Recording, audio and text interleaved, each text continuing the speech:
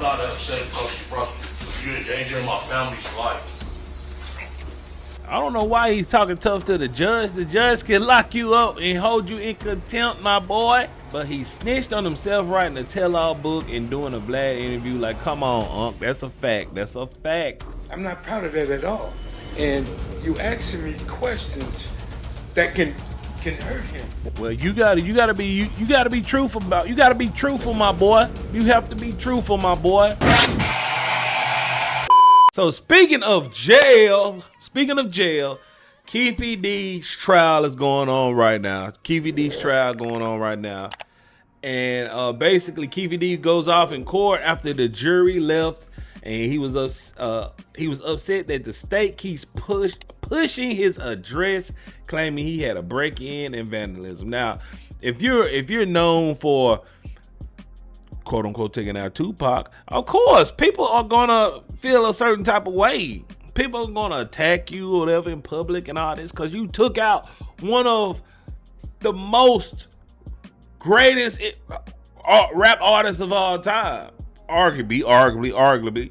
But everybody else that he was dealing with in that situation is gone, dead, or locked up or somewhat. So he's the last Mohican. So let's see what Keffe D snapped in court. See what he did in court, y'all.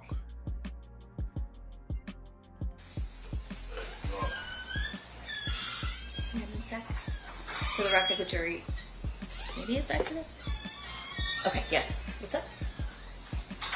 They keep giving out my address. They broke in my house, vandalized my house, vandalized my wife's car. You know what I'm saying? Because they keep giving out our address. Now they gave out my sister's address. This stuff is wrong. I've heard it's going on both ways. That there's concerns both ways. They're wrong. I've admonished them to talk to their witnesses and anyone they can communicate about these issues. Okay. So your attorney let me know what's going on. I get beat up by the cops. The guy attacked me in here, sent me to prison. This is wrong, and it's mostly this guy. For the record, you're pointing at Mr. DeJohn. Yeah, for the record, I think he's indicating he's upset I'm prosecuting him for murder. No, I'm not upset because you're endangering my family's life. Okay. State, again, like we talked about at the bench, you're going to stay in communication with your witnesses about. I don't know why he's talking tough to the judge. The judge can lock you up and hold you in contempt, my boy. Is you cool? Not doing any of that. Goes both ways. Mr. Stamps, you'll talk to your client about not communicating with witnesses as well. Yes, ma'am. Okay, perfect. We'll be in recess. Thanks, everybody. Man, so let's see what else. Let's see what else, man. Let's see what the comment says. Comment said, but he snitched on himself writing a tell-all book and doing a Vlad interview. Like, come on, Unc, that's a fact. Fuck this clown ass nigga. He needs to testify on Diddy for offering money to kill Tupac. Wow. But yeah, man, Keffe D, you got everything you got coming to you, my boy. You got everything you got coming to you, my boy. Let's see what else they had to say about Keffe D. It said different. All right, it says right here, Mob James was getting riled up because the defense lawyer for Keffe D kept asking him if he saw the person that shot Tupac. All right, let's see what was said here. Compton, you go back to Compton and you tell us that there was a lot of tension. Can you describe that for us when you went back in terms of what kind of tension we're talking about? You sure you want me to answer that? Is it going to be graphic? No, I ain't gonna. I got the ways to word it, but you asking me a question. I don't. And what I explained to them, I don't want to send him to prison. Sure. Even though we don't like each other. Sure. I don't want to send you to prison. So that's why I'm here where I'm at and the way I am, because I changed my life. I'm raising my grandkids, teaching them never to be like their papa. And here I am explaining to people what I used to be. And I'm not proud of that. I'm not proud of that at all. And you asking me questions that can hurt him. And like I told them, I'm trying to. Well, you gotta be truthful my boy. You have to be truthful, my boy. If you was thuggish rugged, bone, back then you gotta tell the truth because you're under contempt, my boy. You gotta be truthful. You gotta be honest. Wait to answer the questions that they might look at me and say something is wrong. Well, let me put it this way. Let me help you out with this. Okay. So these people right here, what they want to know from you is, did you see who shot Tupac? I told you no. Correct. So outside of that question, right? The next question I'm asking you is, when you went back to Compton, was it like a Southside Crib shoots a Pyro Blood, and then a Pyro Blood shoots a Southside Crib? Is that the tension that we're talking about? Do I answer this? That's a Yeah, straightforward fool. question. It's a yes or no answer. Okay. Did you see that? When I was a part of that life, I was a part of that. And I was, no, because you asking something that's gonna hurt this dude. And Oh my God. when okay, let me stop. Man, you gotta tell the truth, my boy. You gotta tell the truth, my boy. And once again, I want to emphasize. When we got back to Compton, Okay. it was a gang war. People were getting hurt. Okay. People was being sought. People were looking for certain individuals from his neighborhood, Okay. as well they did mine. Okay. But Orlando, him, and certain other people were being sought because people wanted to kill them. Sure. Were they the only ones that they wanted to kill? Am I the only one up in here? No, they weren't the only one. Okay. It's his neighborhood in particular. That's right. But they were the main subjects of a gang war. It was in the middle, such Sure. as me. So you're telling us that people back home somehow had some type of information that said that guy, as a bunch of other people, were involved in what? In the murder of Tupac. Okay. But my question to you. Stop. Can you focus on me for a second, sir? Yeah, I will. And I apologize. I just want to make sure that we're clear. Yeah, the reason he's acting like that is because he don't want to snitch, but you on the stand, my boy. Just by you being on the stand, you're snitching technically. You're technically already snitching, my boy. Okay, for these people. In terms of that information, none of those people were there, right? What people you be speaking on? The people that was already in the neighborhood, or the people that left Las Vegas that same night Tupac was shot to go home, bare their arms, and go to somebody else's neighborhood Right. to look for somebody? They had to pay it back. So once again, my question to you is that the information that I'm asking about is the people that back home, you're saying were eyewitnesses to this?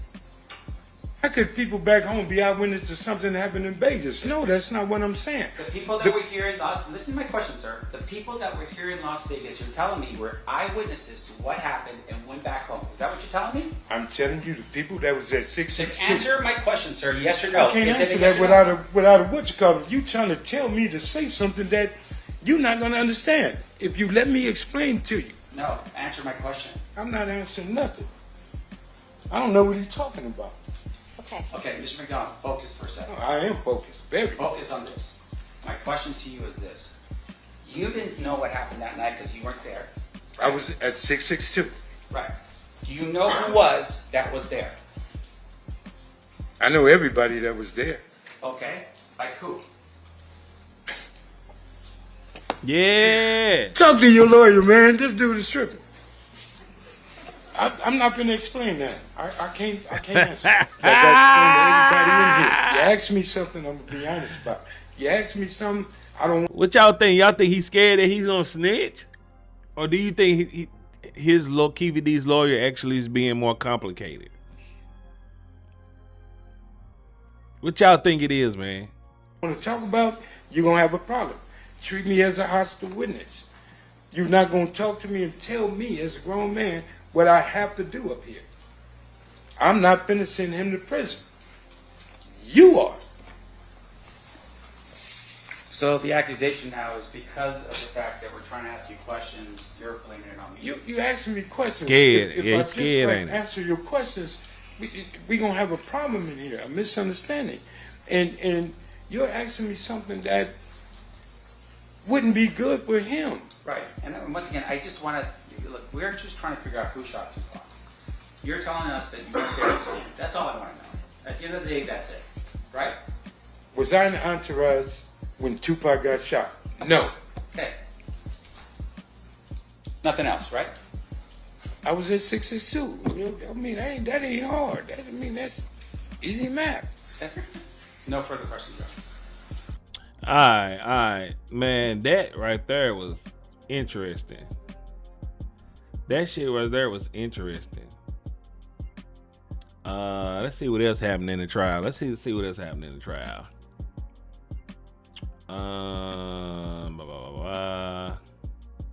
It says right here, a former detective for LAPD testified that Keffe D told him in an interview that details for the Tupac murder and that P. Diddy was supposed to pay him for the murder. Detective said the conversation took place in the Greenville. Oh, I don't care about that. I don't care about that. Let's see what this guy had to say about the breakdown. His little breakdown of it. Meet Keffe D. He has a problem. He's currently on trial for the killing of Tupac Shakur. Why do they think he did it? You ask. Well, somebody actually snitched on him. Let me show you a picture of who snitched on him. It was actually himself. Keffe D snitched on himself. Why did he snitch on himself? Well, because he's stupid. Let's get to it. But first, we got to talk about what happened to Tupac. There was this Mike Tyson fight in Las Vegas. Tupac pulls up. He says, "Get him, Mike." Mike Tyson said, "Her." He looked like he barked in this picture. But anyway, Tupac starts going outside to the lobby. Tupac then runs into a dude named Orlando. He right here in this picture. That's his op. So Tupac and Suge Knight, the head of Tupac's label, start going wild on Orlando. They start throwing hands at him. Now, Orlando is Keffe D's nephew, but we'll get more into that in a second. Tupac and Suge Knight are headed to a club after they throw hands at Orlando. It's the same day, and Tupac's car gets at Tupac, passes, and the case remained unsolved. Or did it? Yeah, no, the case was solved like immediately after. Tupac was the biggest rapper in the world. The FBI hops in, they keep hearing the name Keffe D, Keffe D, they're like, huh? Boom, 6 months later, Biggie gets, the police said, damn, two of the biggest rappers in the world, are we gonna look stupid if we don't solve this? The public said, yeah, y'all gonna look stupid. Biggie's mom sues the police department because they haven't solved what happened. The police go, oh snap, we better get straight to it. We kind of know who did it, Keffe D, but we can't quite pin him to it. So let's wait. They say Keffe D not finna make us look stupid, so the police wait. About 12 years later, 2008, Tupac got 1996. 12 years later, 2008, they catch Keffe D selling that stuff. They said, oh, Keffe D, come through real quick. He said, me? They say, yeah, come here. He said, how many years y'all finna give me for selling that stuff? They said, no, we're not worried about that. What happened in 1996 to Tupac? He said, huh? They said, huh? Boy, we know you wasn't involved. Don't make us give you 70 years for selling that stuff. Please, come on. Keffe D said, boy, do I look like a snitch to you? Because I am. I don't want to go to jail. So it was me, it was my nephew, Orlando, it was Dre, and it was T Brown. The police said, damn, we didn't ask for all those names, but all right, keep going. He said, this is how we would sit in the car. I was up there in the passenger side. This is where everybody was sitting. So what happened was, you remember when the YouTuber said that Suge Knight and Tupac was throwing hands at my nephew? Yes, we were just very upset about that. And we told my nephew, look, you got to get your get back. He said, I then get a from a guy named Zip. That's Z-I-P. You see, Zip worked for Diddy, and Diddy was worried about Suge Knight and Tupac, so he hired us as like, sort of the bodyguard him, basically. Damn. So in a sense, Diddy kind of did hire him. He also at some point says more about Diddy's involvement in the crime, but I don't want to make this video like a million minutes. I have another video where I talk about Diddy's involvement somewhere. I then acquired a vehicle. Remember, officer, we were sitting like this. You paying attention to the diagram now? Police said, yeah, we paying attention. He said, okay. And then we was driving down Sunset.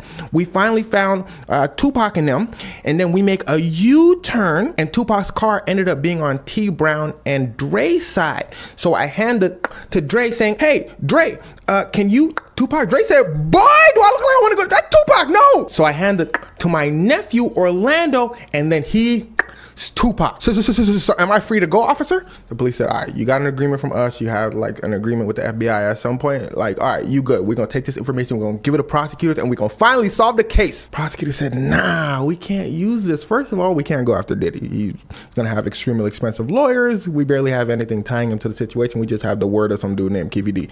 Second of all of this is the word of some dude called Keffe D, because everyone else in the situation is everybody in the car. Yep, the person who did the allegedly is dead. The prosecutors are like, there's nothing we can do. Keffe D says, so all I have to do is shut my mouth, stay in the corner, and I'll get away with it. That's not what I'm gonna do. I'm gonna go on YouTube and tell everybody what I did. He sure did, bruh. He went on Vlad and said all that, wrote a book. All you had to do was chill, bruh.